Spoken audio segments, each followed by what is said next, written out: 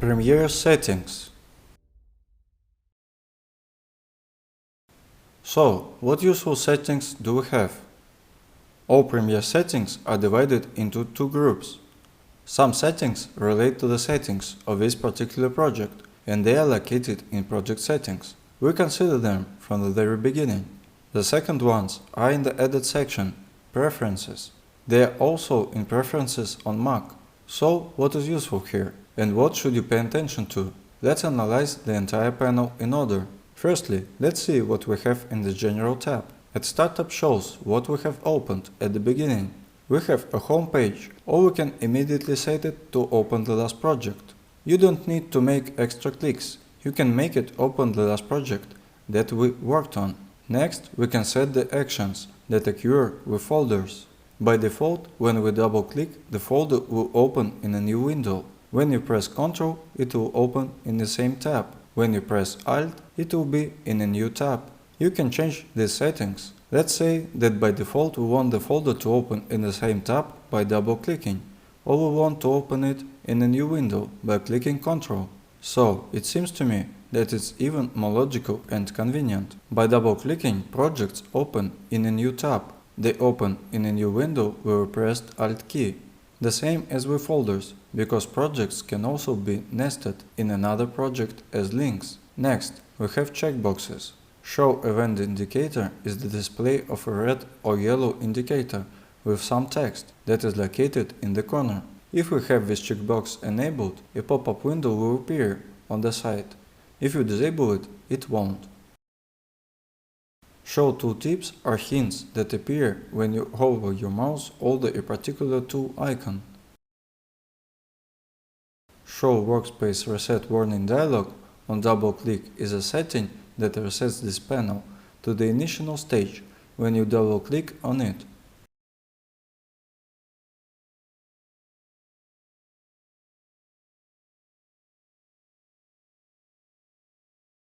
And a new feature that has appeared is Enable Display Color Management, requires GPU acceleration.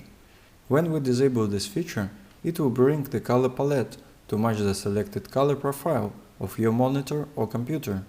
If I disable it, the color will be changed a little. The next setting is Appearance. It's responsible for everything related to appearance. Let's say we can adjust the brightness. If someone doesn't like the dark interface of Premiere, then you can make it lighter. It completely loses its contrast. We can recall early versions of Premiere. It was light gray in color. Let's go back to dark one. There is a backlight, brightness and button selection. Let's say that this is the selection of a window, its outline. This makes it brighter and dimmer. Everyone can customize the way they like. This is among the parameters that are synced with the cloud. You can find various settings in the Audio tab. Auto-match time refers to matching. When we mix by sound, 5.1 mixdown type is responsible for how 5.1 sound is mixed. If we don't have speakers, then we can choose which channel we output. The front and rear speakers that we hear are output, but you can also output other speakers or zoom them up in a different way. For example, we leave only the front speakers, or the front with all the others. But this is important if you often work with 5.1 sound. Next, we have a large volume adjustment. This is a parameter that allows you to use the keyboard to raise the volume up or down with square brackets and edit the Shift key. And if we click up or down with square brackets, then we will have an increase or decrease of 1 dB. If we edit Shift, then we will have an increase or decrease of 6 dB. If this is too much or not enough, we can change this parameter. The Zoom multi-channel output to mono in source monitor checkbox is used in situations where we are working with multi-channel audio. When we have 5 mono tracks, they will be added together so that we can hear them. If we uncheck this box, it will only play the first track, and the others won't be played at all. Play audio while scrubbing is playing sound with the mouse. If we disable this checkbox, nothing will be played when we move in playhead. The next checkbox is maintain pitch while shuttling. When I play a video at double speed, it will retain the timbre. But if I uncheck this box, it will play as it should when the speed increases. Next, we have mute input while timeline recording. Timeline recording is a recording from a microphone. We can plug in microphone and record right here. This is done with the track mixer. For example, we include recording on track number 2. But for this, you need to activate some microphone here. So we go to the Preferences settings and choose Audio Hardware. We need to select a microphone in the default input. I won't do that because my microphone is busy recording my voice right now. Therefore, we can spell out the text directly on the track. In order for the track to read normally, we disable the playback of all other sounds. Ensure silence. There will be silence, so that the sound from the speakers doesn't get to the microphone. But if we put on the headphones, then we can leave everything. Automatic audio waveform generation is a very important thing. By default, it's always enabled. When we import a music asset or a video and open the file, a sound wave will begin to appear. And when we import a lot of large media sources, we may have a problem that the program will take too long to draw sound waves. We don't need it. It's better that it will load up. The problem is that the audio won't be played until the sound is drawn. Sometimes it's useful to disable this drawing in order not to slow down the work and immediately start the editing. For example, when you finish a project for someone, if we disable the checkbox, the automatic drawing will be turned off. It will be drawn as you play it. Next, we have the automation keyframe optimization. By default, they are set to linear. You can disable this checkbox, then they will be with Bezier. Then we have a render edit in Audition files too. When we send some files from timeline to Audition, then by default it will save it to the media source. But you can choose some other folder if you really need it. The next step is Audio Hardware. Here we set the place where it takes the sound and where it sends the sound. If you work with speakers and need to switch to headphones or vice versa, then you won't need to pull out the plug so that the computer turns off the headphones. You can switch this setting here to default output or, for example, connect Bluetooth headphones. It should be noted here that Premiere has its own output to some audio channel that is not connected to the other system. By default, the system can output you to headphones and Premiere can output you to speakers. Here you can configure it so that it will be output to different channels depending on your need. Next, let's consider the autosave tab. By default, automatic project saving is always enabled, and it's better to change the save interval to a smaller one, for example from 15 to 7 minutes, and the maximum of project versions from 10,000 to several million. Also, there is an additional feature that allows you to save the project directly to the cloud. It saves backup project to the Creative Cloud. But since I already work via cloud, only via Google, and all my projects and autosaves are stored in Google, therefore this function is irrelevant to me. But in general, if you are working on a local disk, it will be very useful if the copies are immediately thrown back to the cloud. And the new feature that appeared recently is autosave also saves the current project. It makes the same autosaves, but gives them numbering, not 1, 2, 3, etc., but with a date and time. That is very convenient when you need to find any autosave for a specific period of time. Such a tab as Capture is responsible for everything related to capturing from a film media that we can already forget about, but there is such a thing. There are tools for capturing it. There is a whole separate panel for capturing film media, but there is no particular use for this. So we move on. Then we have the Collaboration tab. Here is everything related to team projects in Premiere. If you don't have a corporate license for 50 users and you don't belong to any company, then all the settings won't be useful to you. But in general, the toolkit is very good. Plus, here is such a thing as project locking. The Enable Project Locking feature is worth mentioning. For example, you work for a company or have a separate license, which in principle doesn't matter. Your project is stored somewhere on a network server that can be accessed from another computer. So when you set project locking and another person tries to open it, he'll get a warning. When you have this project open, no one else can access it and overwrite it. He can only open it and create a new copy. This is very important when you work in such companies, so there is no accident. For example, you were working on a project all day and someone opened your project, then closed it and saved the changes after you. So your project would remain at the stage when another person opened it. All your work may disappear. Therefore, when you work in a company, it will be better to check the box, so that no one can overwrite your project. I'm going to talk about the Control Surface tab. Here we can connect different control surfaces. There are many different devices that speed up the process of editing, color correction, sound mixing, etc.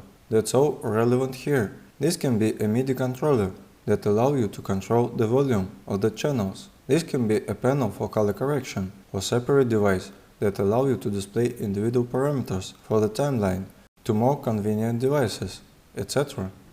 All this is connected here with the control surface. Device control refers to capture devices. Here we select and configure them. Graphics can also be skipped. Labels contains the number of colors that we can use to color our clips.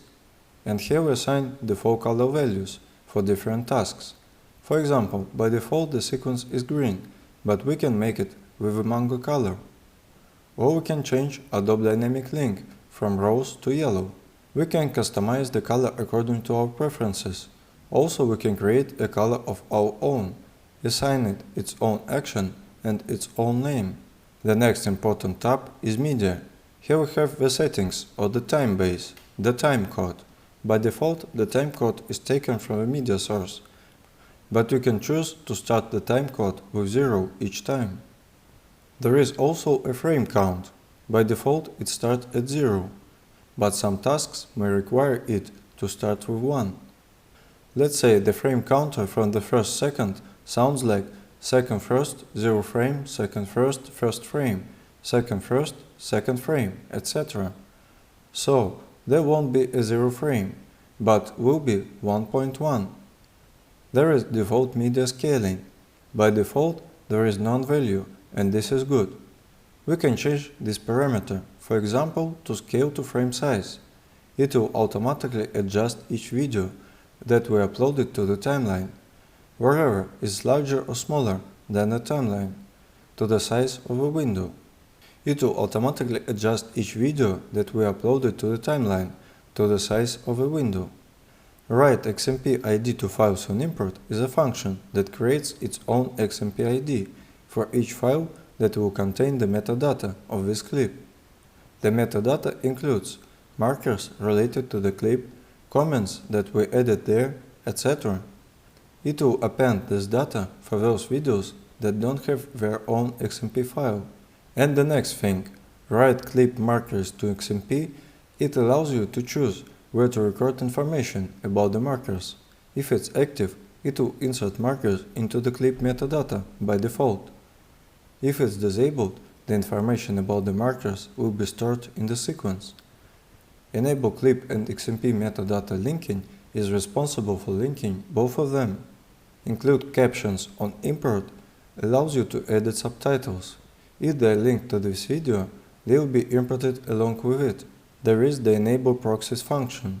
This is what we disabled with a checkbox on the program window. It is synchronized with the toggle proxies icon. We have allowed duplicate media during project import. For example, we import a sequence from another project or another project with the same settings to our project.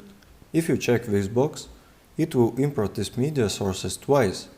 They will light twice in the project. If the checkbox is disabled, then it will import only what it lacks. For example, it will import a sequence with a new editing, and the sources themselves won't be imported again. This is convenient. Next, it creates folder for imported project. When we import an entire project, it will create a separate folder for it. Automatically hide depend clips is a very good thing. When we import our current project, we import the sequence, and in doing so, it imports all the sources that are not in our project. but that are associated with this imported sequence. This function throws them at the root. If we enable this checkbox, it will throw them there, but it will put them with a hide status. When we don't want to delete some clips from the project panel, but we don't know where to put them, we can just hide them. To do this, we right-click and select Hide. They are in our project, in the project panel, but they are not displayed. If we need to see them, then we right-click and select View Hidden. All media sources that are imported with a new sequence will be imported with this hidden icon. We won't see them if we don't want, so this is a good thing. We can enable accelerated H.264 decoding. The DDO card will be used to decode the H.264 codec that speeds up the operation. And finally, we can see the automatically refresh growing files. For example, we have a clip in the project that is simultaneously filled in from the film, but it's readable. Let's say the MOV container allows this, and we play it, but it's lengthened in our project. Therefore, here it will be updated every 60 seconds.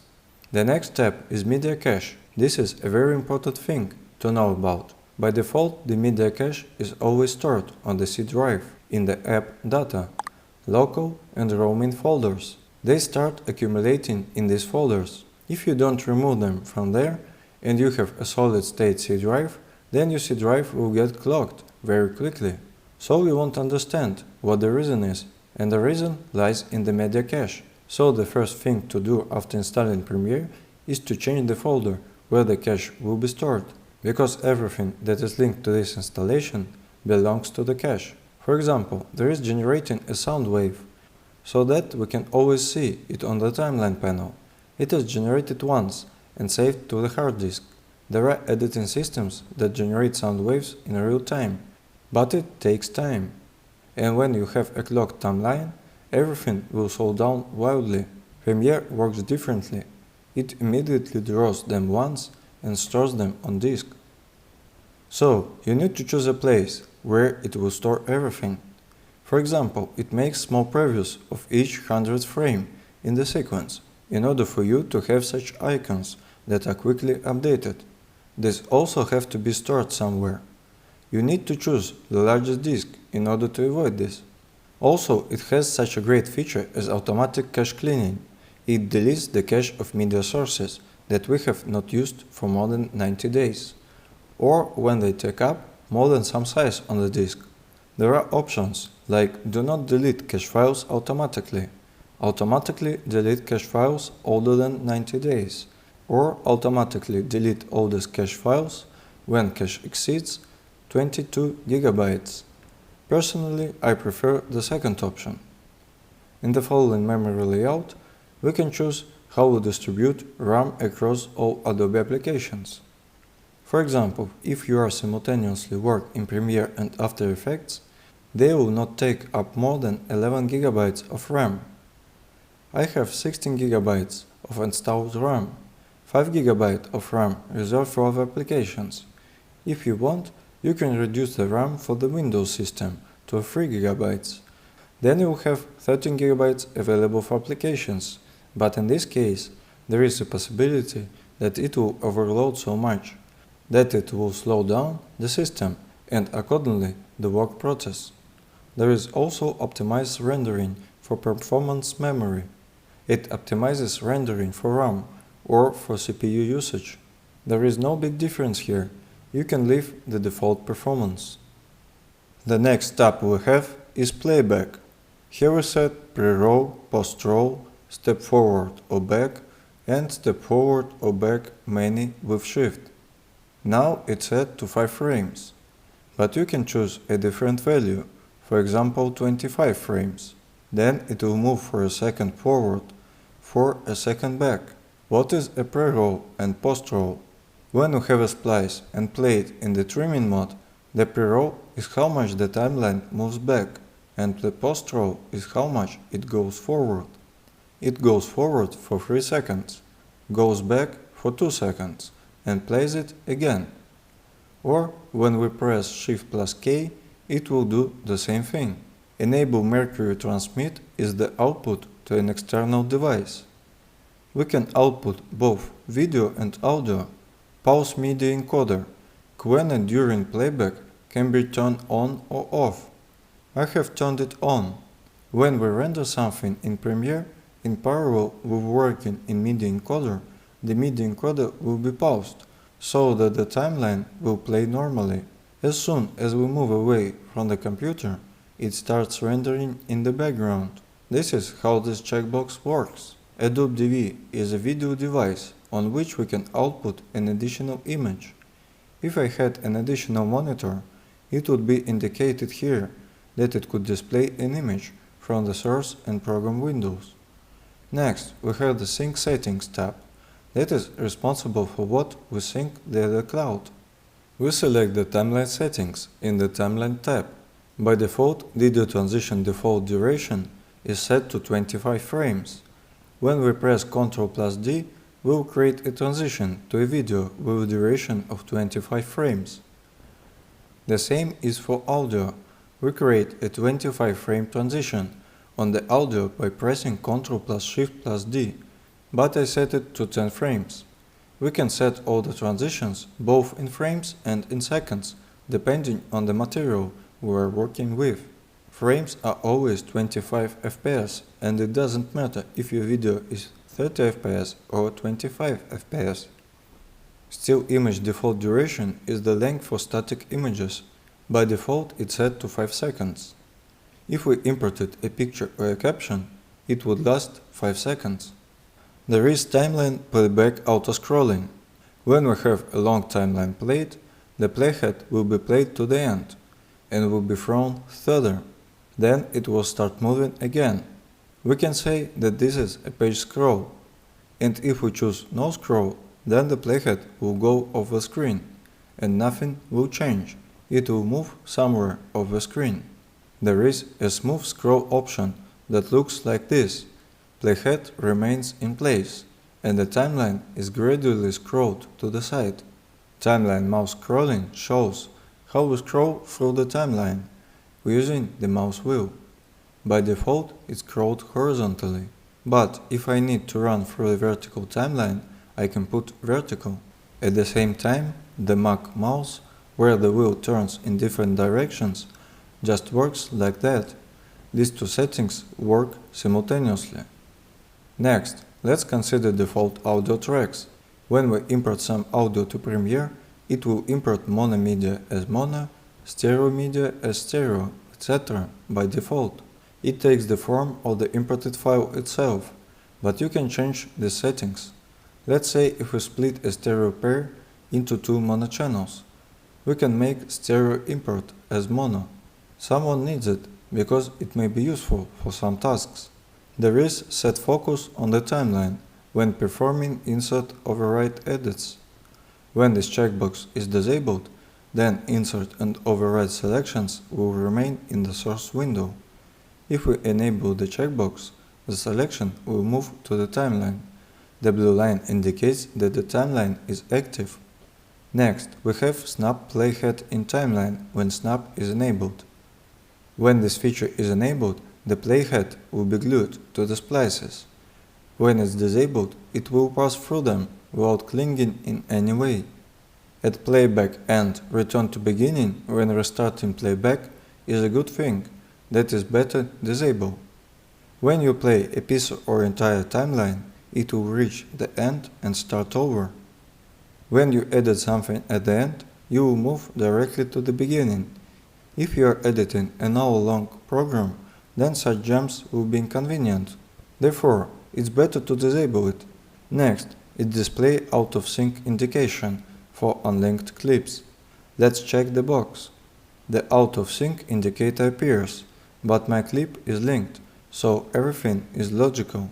If we link the clip, it will still show the out of sync indicator. If we disable the checkbox, it will no longer be there. If we have already linked, we won't care if the clips are synced or not. Check the box or not. It all depends on you and your tasks. There is Play Work area after rendering previews. It's also advisable to disable it. Let's say you calculated the timeline by clicking render into out. Here it will calculate to the end, and after that it will start playing the video from the beginning. What are you doing during the render? Personally, I get away from the computer and drink a cup of tea. And then I'm drinking tea and I hear the project I'm working on playing on my computer. On the one hand, this signals that the render is finished and you can continue working. But on the other hand, sometimes it's very loud and unexpected. Therefore, it's better to disable this function.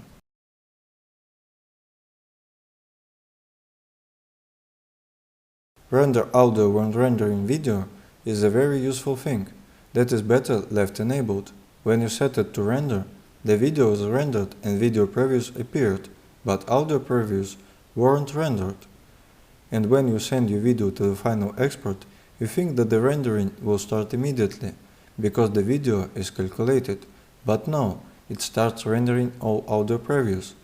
Therefore, it's better to check the box so that the rendering process goes simultaneously. Next, we have the show clip mismatch warning dialog. This is a situation when you throw the first video on an empty sequence that differs in size from the sequence. A warning window appears. You have a sequence diverging in the video. Do you want to feed the video to the sequence, or the sequence to the video? This is the mismatch warning dialog. If you disable it, this window will no longer appear. Match frame setting point is a feature that appeared recently. If I use match frame on a video, it will open that video in the source window on the same frame and will put markers in and out of the same clip. And if we enable the checkbox, then match frame will do the following. Firstly, we press F on the highlighted video, and then it opens the same frame as here, but puts the markers in at this point without markers out. Maybe this is useful for some tasks, but I personally need a clip highlighted with markers in and out for most tasks. The last thing left to consider is trim. We were talking about the trimming window. It looks like this, and here we can crop with one frame, with 5 frames. If we press Ctrl plus left and right arrows, the splice will move left or right. If we press Ctrl plus Shift plus left or right arrows, the splice will move left or right by 5 frames. This is what we set in the settings. Large trim offset is how we move with Shift. Finally, allow selection tool to choose row and ripple trims without modifier key is what concerns the modifier key. The Ctrl key turns a normal selection tool into a ripple and row, and if we enable this checkbox, it will be the opposite.